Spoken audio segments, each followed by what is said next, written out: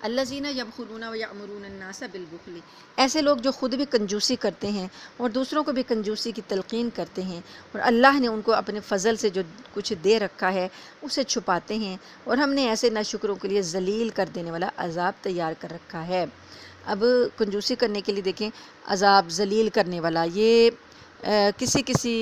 جرم پر دیا جائے گا ذلیل کرنے والا عذاب اور رسوا کرنے والا عذاب، کیونکہ یہ چیزیں جو انسان اللہ کو ایسے معاملات میں ناراض کر دیتا ہے کہ جو اللہ نے اپنا فضل اس پر کیا ہوتا ہے اور وہ اللہ کے فضل سے ناجائز فائدہ اٹھاتا ہے، تو یہ بات اللہ تعالیٰ کو پسند نہیں آتی۔ اللہ پاک نے آگے بتایا، اگلی 38 نمبر آیت ہے 38، اور وہ لوگ جو اپنے مال لوگوں کو دکھانے کے لیے خرچ کرتے ہیں اور نہ اللہ پر ایمان رکھتے ہیں نہ روز آخرت پر، اور شیطان جس کا ساتھی بن جائے تو وہ بدترین ساتھی ہوتا ہے۔ یعنی یہ لوگ جو ہیں ان کو بھی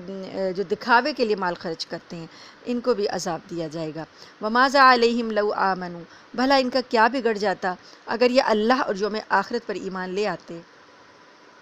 اور اللہ نے ان کو جو رزق عطا فرمایا ہے اس میں سے کچھ نیک کاموں میں خرچ کر دیتے، اور اللہ کو ان کا حال خوب معلوم ہے۔ اللہ ذرہ برابر بھی کسی پر ظلم نہیں کرتا، اور اگر کوئی نیکی ہو تو اسے کئی گنا کر دیتا ہے، اور خود اپنے پاس سے عظیم ثواب دیتا ہے۔ یعنی اللہ پاک نے ان کو،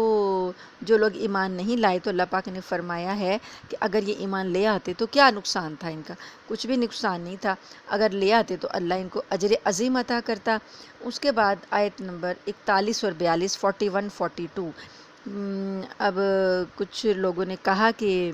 جی ہمیں اردو کی گنتی جو ہے نا وہ سمجھ نہیں آتی، تو آپ انگلش کی بھی بتایا کریں، تو اس لیے میں ساتھ 41 42 بھی کہہ رہی ہوں، 41 42 بھی کہہ رہی ہوں۔ جن لوگوں نے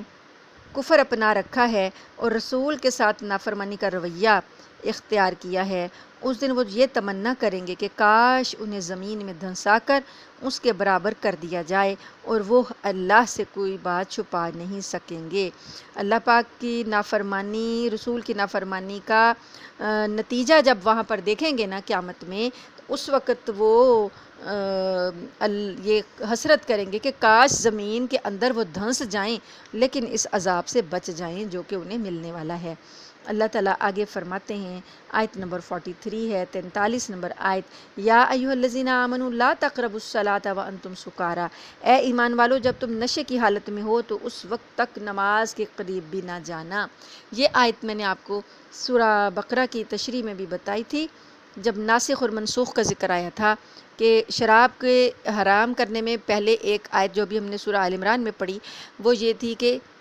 اس کے اندر کچھ فائدے بھی ہیں لیکن نقصان زیادہ ہیں۔ اب دوسری آیت یہ نازل ہوئی کہ نشے کی حالت میں نماز کے قریب نہ جاؤ۔ اب اس آیت کے پر حکم جو ہے نا وہ حکم ساقط ہے، تلاوت ہم اس آیت کی کر رہے ہیں لیکن حکم وہی ہے کہ شراب حرام ہے، ٹھیک ہے، وہ آگے آئے گا۔ اور جب تک تم جو کچھ کہہ رہے ہو اسے سمجھنے نہ لگو، یعنی عقل تمہاری کام کرنے لگے، جو تم کہہ رہے ہو تمہیں سمجھ ہو کہ تم کیا کہہ رہے ہو، اس وقت تک تم نماز نہیں پڑھ سکتے۔ اور جنابت کی حالت میں بھی جب تک غسل نہ کر لو، اور جب تک غسل جنابت نہ ہو جائے اس ناپاکی کی حالت میں بھی نماز کے قریب نہیں جا سکتے، الا یہ کہ تم مسافر ہو اور پانی نہ ملے تو تیمم کر کے نماز پڑھ سکتے ہو۔ اب یہ غسل جنابت کے بارے میں یہ اللہ پاک نے سفر میں رعایت دی ہے کہ گھروں میں تو ہو تو غسل کرو کے نماز پڑھو گے، لیکن اگر سفر کی حالت میں ہو، نماز کا وقت ہو گیا ہے، پانی کا انتظام نہیں ہوا، تو اس وقت پھر تیمم کیا جائے گا، تیمم کر کے نماز پڑھیں گے۔ اب تیمم کی جو ہے تفصیل جو ہے وہ یہاں پر نہیں بتائی گئی، آگے بتائی گئی ہے، اور باقی ڈیٹیل جو ہے وہ ہمیں احادیث سے ملتی ہے۔ تیمم یہ ہے کہ پاک مٹی سے اپنے آپ کو پاک کرنا، دو یا تین اس کے وہ ہیں سٹیپ ہیں۔ پہلے پاک مٹی پر ہاتھ مارے جائیں، ہاتھوں کو جو مٹی لگ جائے اس مٹی سے اپنے کوہنیوں تک ہاتھ پھیر لیے جائیں، انگلیوں کا خلال کرتے ہوئے دونوں کوہنیوں کو مل لیا جائے، پھر دوبارہ پاک مٹی پر ہاتھ مارا جائے، اب جو گرد لگ گئی اس سے اپنے چہرے کو مل لیا جائے، تو اور اس کے بعد اگلے میں اپنے سر کا وہ مسح کر لیا جائے، تو یہ غسل بھی ہو گیا، وضو بھی ہو گیا۔ اس سے اب اپنے آپ کو پاک سمجھیں، نماز پڑھیں، اور جب پانی مل جائے تو پھر غسل کر لیں۔ یہ اس کا ہے سفر میں غسل جنابت کا طریقہ۔ اس کے بعد اللہ پاک نے فرمایا کہ اگر تم بیمار ہو اور سفر پر ہو اور تم میں سے کوئی اپنے قضائے حاجت سے کی جگہ سے ہو کر آیا ہو، یا تم نے عورتوں کو چھوا ہو، پس اب تمہیں پانی نہیں ملا، تو تم کیا کرو، پاک مٹی سے تیمم کر لو اور اپنے چہروں اور ہاتھوں کا اس مٹی سے مسح کر لو۔ یہ اللہ پاک نے بتا دیا، چہروں اور ہاتھوں کا مسح۔ ہاتھوں کو مسح یہی ہوتا ہے نا کہ آپ نے مس کرنا ہے، ٹھیک ہے، چہروں اور ہاتھوں کا مسح کر لو، بے شک اللہ بڑا معاف کرنے والا ہے۔ اب یہ اس بات میں کوئی پھر شک نہیں رہنا چاہیے کہ ہم تو ناپاک ہیں۔ اللہ پاک نے جیسے پانی کو پاک کرنے کا ذریعہ بنایا ہے، اس طرح مٹی کو بھی پاک کرنے کا ذریعہ بنایا ہے۔ مٹی جو ہے وہ بھی ناپاکی کو دور کرنے دینے کا ایک ذریعہ ہے۔ تو یہاں پر مسح ہی ہے چہروں کا اور ہاتھوں کا، بس 2 ہی سٹیپ ہیں۔ اس کے بعد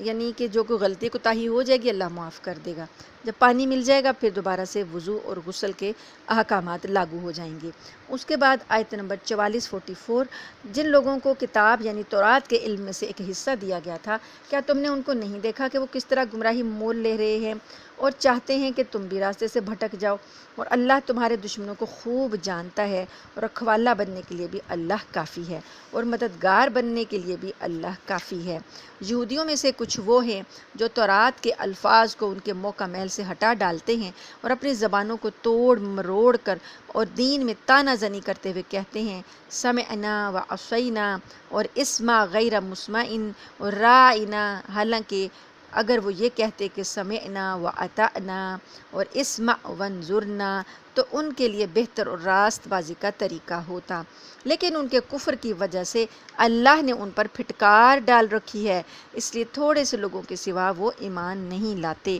اب جو یہود کا نبی کریم صلی اللہ علیہ وآلہ وسلم کا مذاق اڑانا اور شان میں گستاخی کرنے کا طریقہ تھا، وہ ایک طریقہ میں نے آپ کو سورہ بقرہ میں بتایا کہ وہ کیا کہتے تھے، نبی کریم صلی اللہ علیہ وسلم سے کوئی بات پوچھیں تو رائی نہ کھینچ کے بولتے تھے۔ تو اس میں ان کا ہوتا تھا کہ نبی صلی اللہ علیہ وسلم کو ہم ان کا مذاق کر رہے ہیں، وہ ان کی شان میں گستاخی کر رہے ہیں اور ان کو پتہ نہیں چل رہا، وہ اس کا مطلب لیتے تھے چرواہا۔ تو اب یہاں پر اللہ پاک نے ان کے اس بات کو کہ وہ الفاظوں کو توڑ مڑوڑ کر زبان کو طعنہ زنی کے لیے استعمال کرتے ہیں، تو اللہ پاک نے ان لوگوں پر لعنت کی ہے جو کہ نبی کے ساتھ ایسا کرتے ہیں۔ 3 الفاظ ان کے ذکر کیے اللہ پاک نے۔ ایک موقع پر انہیں جب کہا گیا کہ سمعنا و اطعنا کہنا ہے تو انہوں نے کہہ دیا تھا سمعنا و عصینا۔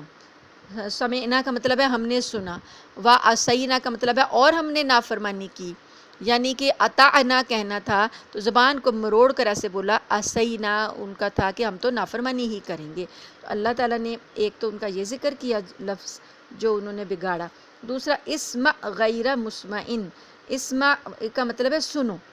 جیسے آپ اپنی بات سنانے کے لیے کسی کو متوجہ کرتے ہیں تو آپ کہتے ہیں میری بات سنو، تو ان کو کہنا تھا اسمع، لیکن اسمع کے ساتھ یہ کیا کہتے تھے، غیر مسمعن بھی ساتھ بول دیتے تھے۔ اس کا مطلب ہوتا تھا کہ تم سنو لیکن یہ ہے کہ تمہیں کوئی آگے سے، یہ غیر مسمعن کا مطلب ہے کہ تم سننے والے نہ رہو، یعنی بد دعا تھی کہ اللہ کرے کہ تمہیں کچھ سنائی نہ دے، یعنی تمہارے کان بہرے ہو جائیں۔ تو یہ اتنی گندی ان کی سوچ تھی اور اتنا گندا ان کا رویہ تھا۔ اپنے پیغمبروں کے ساتھ بھی انہوں نے یہی کچھ کیا تھا، ان کو قتل تک کر دیا، تو نبی صلی اللہ علیہ وسلم کے ساتھ بھی گستاخیاں کرتے تھے۔ تو رائنا کہتے تھے تو میں نے آپ کو بتا دیا کہ وہ بڑا کھینچ کر کہتے تھے، لمبا کر کے کہتے تھے، تو اس کا مطلب ہوتا تھا کہ اے ہمارے چرواہے۔ تو اس کے یہ عبرانی زبان میں یہ لفظ چرواہا بھی استعمال ہوتا تھا، کسی کو حقیر سمجھنے کے لیے بھی اور گالی کے طور پر بھی استعمال ہوتا تھا۔ اللہ پاک نے فرمایا ان کی جگہ پر، ان الفاظ کی جگہ پر اگر وہ یہ کہتے سمعنا و اطعنا، ہم نے سنا اور ہم اطاعت کریں گے، اور اسمع کی جگہ کہتے واسمع وانظرنا، ہاں آپ ہماری بات سنیے اور ہماری طرف نظر کیجئے، تو ان کے لیے بہتر ہوتا، لیکن یہ ایسے لوگ ہیں کہ یہ لوگ جو ہیں گستاخیاں کرنے والے ہیں، اللہ نے ان کے کفر کی وجہ سے ان پر لعنت کر دی ہے، اس لیے یہ ایمان نہیں لاتے، مگر تھوڑے سے، یہ چند لوگ ایمان لاتے ہیں، باقی لوگ نہیں لاتے۔ اگلی آیت، آیت نمبر 47 ہے، 47، اس میں اللہ پاک نے فرمایا، اے اہل کتاب، جو قرآن ہم نے اب نازل کیا ہے، جو تمہارے پاس پہلے سے موجود کتاب کی تصدیق بھی کرتا ہے، اس پر ایمان لے آؤ، قبل اس کے کہ ہم کچھ چہروں کو مٹا کر انہیں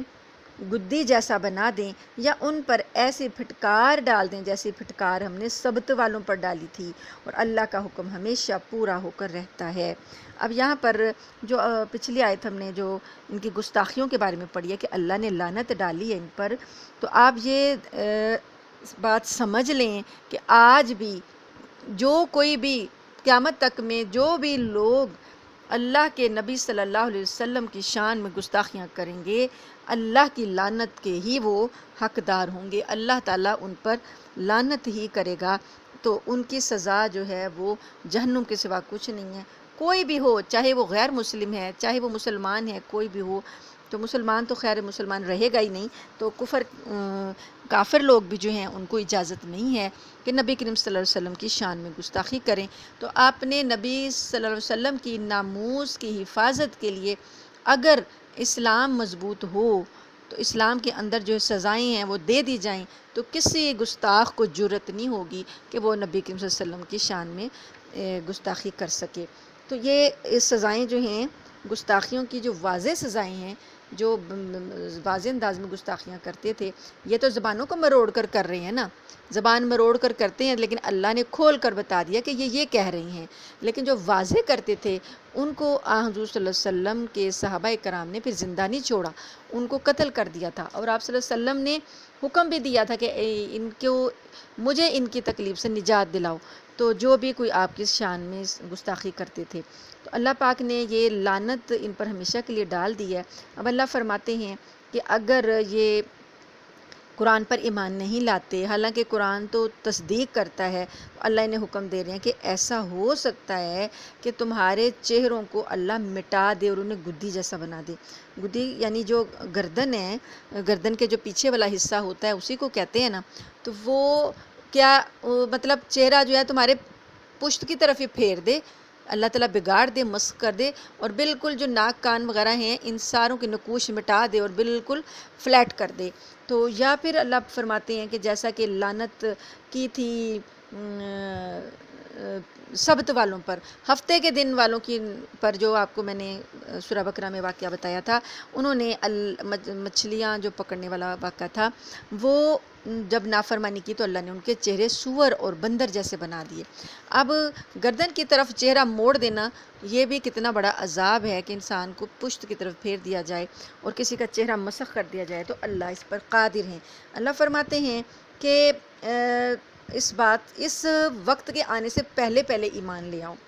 تو آگے فرمایا جا رہا ہے، بے شک اللہ اس بات کو معاف نہیں کرے گا کہ اس کے ساتھ کسی کو شریک ٹھہرایا جائے، اور اس سے کم تر ہر بات کو وہ معاف کر دے گا۔ یعنی مشرک کو اللہ معاف نہیں کرے گا قیامت کے دن، دنیا میں تو معافی وہ مانگے تو مل جائے گی، لیکن آخرت میں اللہ تعالیٰ نے لوگوں کو معاف کر کے ہی جہنم سے نکالنا ہے نا، معاف کر کے ہی جنت میں بھیجنا ہے، تو مشرکوں کو کبھی نہیں معاف کیا جائے گا، ان کو ان کے شرک کی وجہ سے ہمیشہ ہمیشہ کے لیے جہنم میں رکھا جائے گا۔ اور اللہ تعالیٰ فرماتے ہیں شرک کیا ہے؟ شرک ایسا ہے کہ جو کوئی اللہ کے ساتھ شرک کرتا ہے، فَقَدِ افْتَرَىٰ اسْمًا مُبِينًا، تو اس نے اللہ پر ایسا بہتان باندھا ہے جو زبردست گناہ ہے، یعنی اللہ کے ساتھ کوئی شریک ہے ہی نہیں، تو ایک بندہ شریک بنا رہا ہے تو یہ بہتان ہے، اللہ کو یہ بات بہت سخت ناپسند ہے۔ اللہ فرماتے ہیں اس نے بڑا گناہ کمایا ہے، بہت بڑا بہتان باندھا ہے، اللہ اس کو کبھی معاف نہیں کرے گا۔ اگلی آیت دیکھیے 49 کیا تم نے ان لوگوں کو نہیں دیکھا جو اپنے آپ کو بڑا پاکیزہ بتاتے ہیں، حالانکہ پاکیزگی تو اللہ جس کو چاہتا ہے عطا کرتا ہے، اور اس عطا میں ان پر ایک تاگے کے برابر بھی ظلم نہیں ہوتا۔ یعنی جو اپنے آپ کو ظاہری اعمال اختیار کر لیتے ہیں اور اندر سے شرک کے اندر لتھڑے ہوئے ہوتے ہیں اور بظاہر بڑے پاک صاف بن رہے ہیں، تو اللہ فرماتے ہیں یہ پاکیزگی نہیں ہے۔ اللہ ہی ہے جس کو چاہتا ہے پاک کر دیتا ہے۔ انظر کیف یفترون علی اللہ الکذب، جن لوگوں کو دیکھو یہ لوگ اللہ پر کیسے کیسے جھوٹے بہتان باندھتے ہیں، اور کھلا گناہ کرنے کے لیے یہی بات کافی ہے۔ اب یہاں پر ایک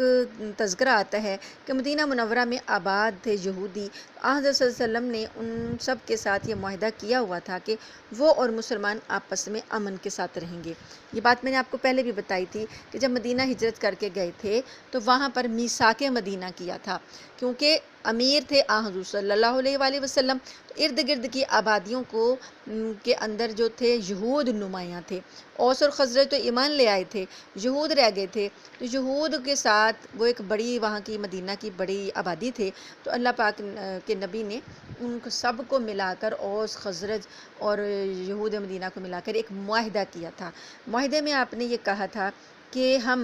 آپس میں امن کے ساتھ رہیں گے اور ایک دوسرے کے خلاف کسی بیرونی دشمن کی مدد نہیں کریں گے، یعنی کہ اب ہمارا جو دشمن ہے وہ تمہارا بھی دشمن ہوگا، یہ نہیں ہے کہ تم باہر سے ہمارے دشمنوں کے خلاف مدد کرو گے، اور اگر اندرونی کوئی کسی نے باہر سے حملہ کر دیا ہم پر تو ہم دونوں مل کر مدینے کا دفاع کریں گے، یعنی دونوں پارٹیوں کی ذمہ داری ہے کہ مدینہ شہر کا دفاع کیا جائے گا۔ تو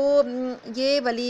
والا جو معاہدہ تھا، مسلمانوں نے تو اس کی پابندی کی، لیکن یہودیوں نے بار بار اس معاہدے کی خلاف ورزی کی، اور مسلمانوں کے خلاف جو مسلمانوں کے دشمن تھے نا مکہ والے، ان کی حمایت کرتے رہتے تھے اور در پردہ ان کی مدد بھی کرتے تھے، اور انہیں اکساتے بھی تھے کہ ہم تمہارا ساتھ دیں گے، اگر تم مدینہ پر حملہ کرو گے تو ہم تمہارا ساتھ دیں گے، اور یہاں کے راز بھی ان کو بتایا کرتے تھے۔ تو اس وجہ سے اس دوران میں ان کا ایک بڑا سردار تھا کعب بن اشرف۔ کعب بن اشرف جو تھا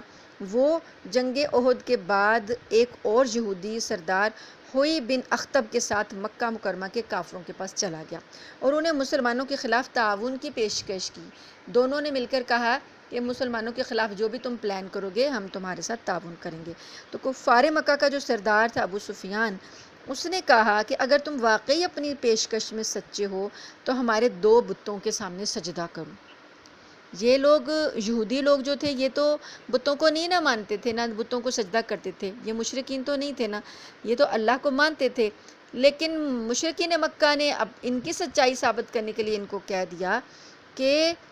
تم اگر سچے ہو تو ہمارے 2 بتوں کے سامنے سجدہ کرو۔ تو کعب بن اشرف جو تھا نا، اس نے ابو سفیان کا یہ مطالبہ مان لیا، اور پھر ابو سفیان نے کعب سے پوچھا کہ ہمارا مذہب اچھا ہے یا مسلمانوں کا؟ تو اس نے یہاں تک کہہ دیا کہ تمہارا مذہب مسلمانوں کے مذہب سے بہتر ہے، یعنی مشرکین کو اس نے ان کا ساتھ دیا اور ان کے مذہب کی بھی تعریف کر دی، حالانکہ مسلمان جو ہیں ان کی تورات پر بھی ایمان رکھتے ہیں اور ان کے نبیوں پر بھی ایمان رکھتے ہیں، اس کے باوجود اس نے مشرکین کی حمایت کر دی۔ تو حالانکہ وہ جانتا تھا کہ یہ بت پرست ہے، ان کے پاس کوئی آسمانی کتاب نہیں آئی ہوئی، پھر بھی اس نے مطلب کی خاطر جو ہے دشمنی میں اتنا آگے بڑھ گیا کہ اس نے ان کے مذہب کی بھی تعریف کر دی۔ اللہ پاک نے اسی واقعے کی طرف اشارہ کیا کہ دیکھو یہ لوگ کیسے کیسے جھوٹے بہتان باندھتے ہیں اور کھلا گناہ کر رہے ہیں کہ اللہ کے ساتھ شرک کر رہے ہیں۔ اللہ فرماتے ہیں کہ اللہ تعالیٰ جو یہ شرک کر رہے ہیں، اللہ تعالیٰ ان کو کبھی معاف نہیں کرے گا، اور شیطان کی تصدیق کر رہے ہیں اور بتوں کے بارے میں کہتے ہیں کہ یہ مومنوں سے زیادہ سیدھے راستے پر ہیں، تو اللہ تعالیٰ اب ان کا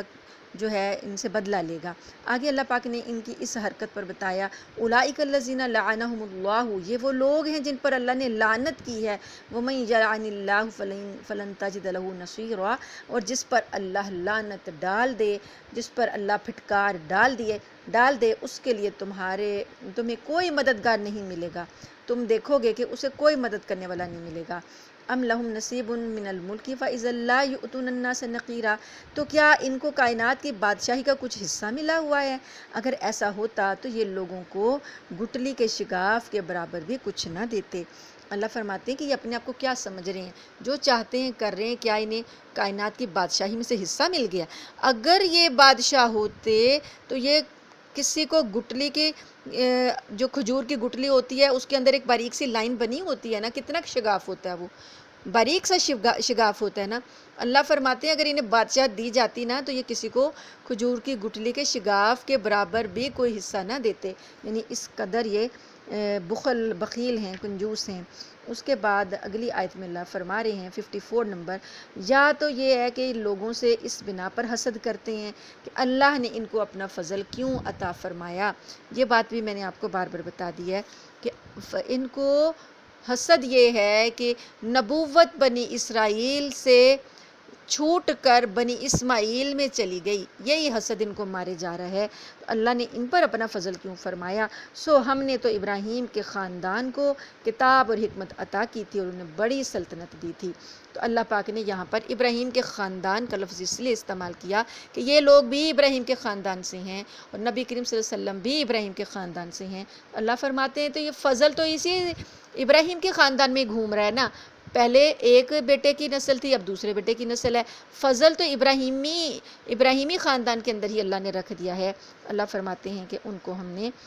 سلطنت بھی بڑی دی تھی۔ سلطنت میں حضرت داؤد علیہ السلام، حضرت سلیمان علیہ السلام کی ایسی بادشاہتیں ہیں کہ دنیا میں آج تک ایسی بادشاہتیں کسی کو نہیں دی گئیں۔ تو یہ کون تھے؟ داؤد علیہ السلام کون تھے؟ سلیمان علیہ السلام کون تھے؟ یہ بھی حضرت یعقوب علیہ السلام کی اولاد ہی میں سے تھے۔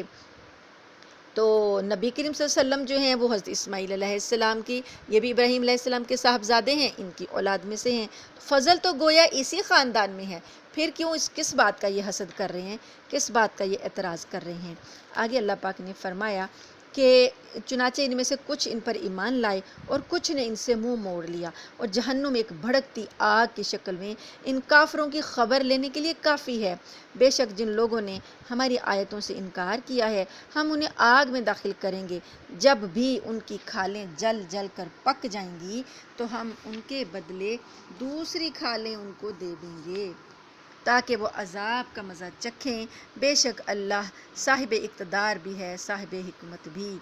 استغفر اللہ، اللہم لا تجعلنا منہم۔ اللہ پاک نے جہنم کی جو سختی بتائی ہے وہ یہ ہے کہ ایک بار نہیں جلایا جائے گا، ایک بار اگر کھال جل جائے گی تو دوبارہ نئی کھال دے دی جائے گی اور یہ سلسلہ ہمیشہ رہے گا۔ تو ایسا ہے نا کہ جل کے انسان ختم ہو جائے، یہ نہیں ہوگا، موت نہیں آئے گی، کھالیں بدلتی جائیں گی، نئی کھال دی جائے گی وہ بھی جلے گی، پھر اتنی ہی تکلیف ہوگی جتنی پہلی کھال کے جلنے سے تکلیف ہوئی تھی۔ تو اللہ فرماتے ہیں اس وجہ سے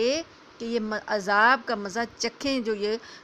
پیچھے گستاخیاں کر کے آئے ہیں۔ اور ساتھ ہی اللہ پاک نے آگے نیک لوگوں کا ذکر بھی کر دیا۔ قرآن پاک کی یہ کا ایک حسن انداز ہے، حسن بیان ہے کہ اس ایک طرف اگر وہ برے لوگوں کا ذکر کرتا ہے تو ساتھ ہی نیک لوگوں کا بھی کرتا ہے، ایک طرف اگر وہ اللہ تعالیٰ کی جہنم کا ذکر کرتا ہے تو ساتھ ہی اللہ تعالیٰ کی جنت کا بھی ذکر کرتا ہے، اچھائی کے ساتھ برائی، تاکہ دونوں میں تمیز ہو جائے۔ اگر امید دلاتا ہے اچھے اعمال سے تو برے اعمال سے ڈراتا بھی ہے۔ تو یہ ایک بڑا حسین انداز ہے کہ اس سے یہ ہوگا کہ خوف بھی ہو اور امید بھی باقی رہے، انسان ڈر کے برائیاں بھی چھوڑ دے اور اچھی امید میں، ثواب کی امید میں اچھے کام بھی کرتا رہے۔ تو اب ساتھ ہی اللہ پاک نے نیک لوگوں کا تذکرہ فرمایا، اور جو لوگ ایمان لائے ہیں اور انہوں نے نیک عمل کیے ہیں ان کو ہم ایسے باغات میں داخل کریں گے جن کے نیچے نہریں بہتی ہوں گی، جن میں وہ ہمیشہ ہمیشہ رہیں گے، وہاں ان کے لیے پاکیزہ بیویاں ہوں گی اور ہم انہیں گھنی چھاؤں میں داخل کریں گے۔ گھنی چھاؤں میں داخل کریں گے مطلب یہ کہ جنت میں روشنی ہوگی، جیسے یہاں پہ سورج نکلتا ہے تو اس سے روشنی تو ہمیں ملتی ہے، لیکن بعض اوقات اس کی تپش اتنی بڑھ جاتی ہے کہ ہمیں اس کی تپش جو ہے بری لگنے لگتی ہے اور ہم اس سے بچاؤ کے طریقے اختیار کرتے ہیں۔ تو جنت میں روشنی تو ہوگی لیکن اس روشنی میں تپش نہیں ہوگی۔ اللہ پاک کہتے ہیں ہم ان کو سایوں میں، گھنی چھاؤں میں داخل کر دیں گے۔ اللہم اجعلنا منہم، اللہ پاک ہمیں جنتیوں میں شامل فرما دے، آمین ثم آمین۔ آگے دیکھیے اگلی آیت ہے 58 نمبر، 58 نمبر، ان اللہ یأمرکم ان تؤدوا الامانۃ الی اہلھا۔ مسلمانوں یقیناً اللہ تمہیں حکم دیتا ہے کہ تم امانتیں ان کے حقداروں تک پہنچاؤ، اور جب لوگوں کے درمیان فیصلہ کرو تو انصاف کے ساتھ فیصلہ کرو۔ یقین جانو اللہ تم کو جس بات کی نصیحت کرتا ہے وہ بہت اچھی ہوتی ہے، بے شک اللہ ہر بات کو سنتا اور ہر چیز کو دیکھتا ہے۔ اے ایمان والو، اللہ کی اطاعت کرو اور اس کے رسول کی بھی اطاعت کرو، اور تم میں سے جو لوگ صاحب اختیار ہوں ان کی بھی اطاعت کرو۔ اللہ تعالیٰ کی اطاعت، رسول کی اطاعت تو آپ نے سمجھا ہے۔ آگے اللہ نے جو لوگ صاحب اختیار ہوں یعنی امیر بنا دیے جائیں، حکمران بنا دیے جائیں، حکمرانوں کی اطاعت کرنے کا بھی اللہ پاک نے حکم دیا ہے۔ اگر حاکم جو ہے وہ آپ کو کوئی حکم دیتا ہے تو اس کی حکم اگر اللہ اور اس کے رسول کے خلاف نہیں ہے تو اس کو بجا لانا بھی ضروری ہے۔ اس لیے کسی بھی ملک کے قوانین جو ہوتے ہیں وہ ان کو توڑنے کی اجازت نہیں ہوتی، کیونکہ وہ لوگوں کی بھلائی کے لیے بنائے جاتے ہیں، ان کی بھی پابندی کرنی چاہیے۔ اللہ فرماتے ہیں کہ اگر تمہارے درمیان کوئی اختلاف ہو جائے اور واقعی تم اللہ اور یوم آخرت پر ایمان رکھتے ہو تو اسے اللہ اور اس کے رسول کے حوالے کر دو۔ یعنی دو پارٹیوں کے درمیان اختلاف ہوا تو دونوں پارٹیاں مسلمان ہیں تو ان کا فیصلہ کون کرے گا؟ اللہ اور رسول۔ اللہ اور رسول کے غیر موجودگی میں، یعنی اب رسول صلی اللہ علیہ وسلم تو اس وقت ہمیں موجود نہیں ہیں، تو اب ان کے احکامات، ان کی تعلیمات اس روشنی میں، اس کا مطلب ہے اللہ کے قرآن کی روشنی میں اور نبی صلی اللہ علیہ وسلم کی تعلیمات کی روشنی میں فیصلہ کیا جائے گا، اور یہی طریقہ بہترین ہے۔ ذالک خیر و احسن تأویلا، یہی طریقہ بہترین ہے اور اس کا انجام بھی سب سے بہتر ہے۔